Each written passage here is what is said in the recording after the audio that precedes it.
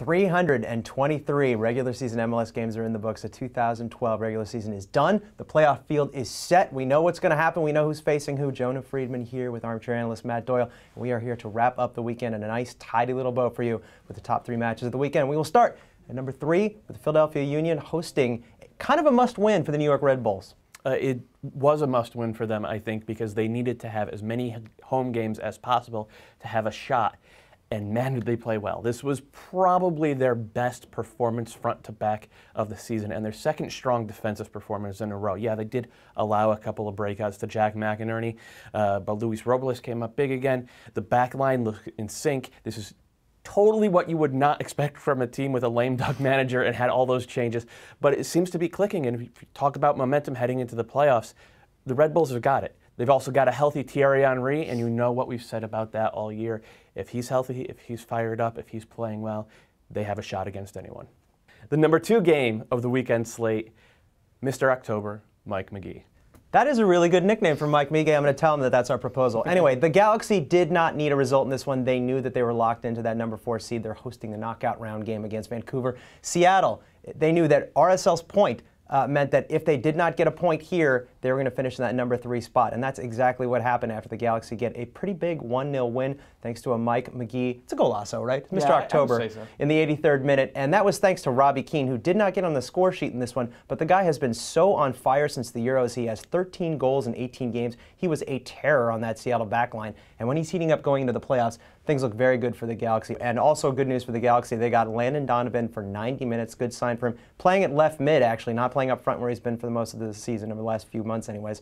And David Beckham going a little over an hour, also great for the Galaxy. Not so good for the Sounders because they lose Jeff Park and Eddie Johnson to hamstring injuries. Still trying to find out what the extent of that is. But if the Sounders are missing EJ for these playoffs, it's going to be very tough for them because between him and Freddie Montero, those two have scored more than half of Seattle's goals. Going to be a big problem for them going in the playoffs against RSL again. Number 1, the old powers clashing at Toyota Park. It was the Fire at DC United. It was a game that lived up to the 14 years of history these two teams have together. And Bill Hamid had one of the great displays by a goalkeeper this year. He absolutely owned Shergill McDonald. A great save on a breakaway in the first half, a point-blank save in the second half, and tipped over the bar, I think 2 minutes into stoppage time. It was just a comprehensive performance. The only time he was beaten, a golazo, no doubt about that one, from Patrick Nyarko. And that might be the key for the Fire. Does Patrick Nyarko get on the scoreboard in the conference playoffs? If he does, then they're a tough team to defend because they have a lot of weapons. If he doesn't, it pretty much comes down to Chris Rolfe having to put the ball into the net. As for DC, they finished 3rd in the overall standings on the season. That means if either Kansas City or San Jose make the MLS Cup, then DC gets the leftover CONCACAF Champions League spot. So that's how Real Salt Lake got in this year. So it's really a bounce back for DC after 4 years out of the playoffs. The old power rising in the East.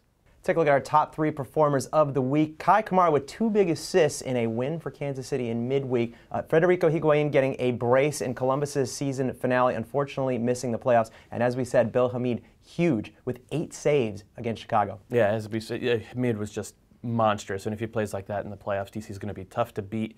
Higuain, finally healthy again. I think that knock he picked up about 4 games and slowed him down. But now that he's 100%, you could see he's going to be an absolute force in 2013. And Kai Kamara, if you're going to beat Kansas City, you have to match him physically.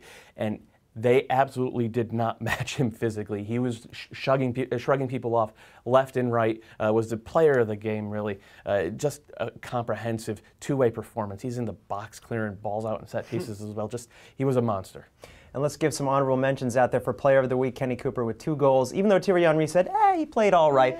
And also David Ferreira with 2 big assists for FC Dallas in that 2-2 draw with Chivas. Also Josh Saunders, just monstrous for the Galaxy, because otherwise that's probably a Seattle victory. Let's take a final look at these standings from the 2012 regular season out east. As we said, and we knew this from midweek, Sporting Kansas City finishing up top, but then dropped down to 2nd place. DC United finishing in 2nd place.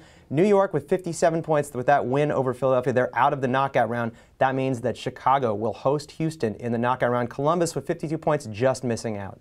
No surprise out west, San Jose finished atop the heap with 66 points, but take a look at number 2 and 3. RSL retained that number 2 spot after Seattle's loss in LA. The Galaxy with 54 points, they're going to be hosting Vancouver in the knockout round on Thursday with 43 points.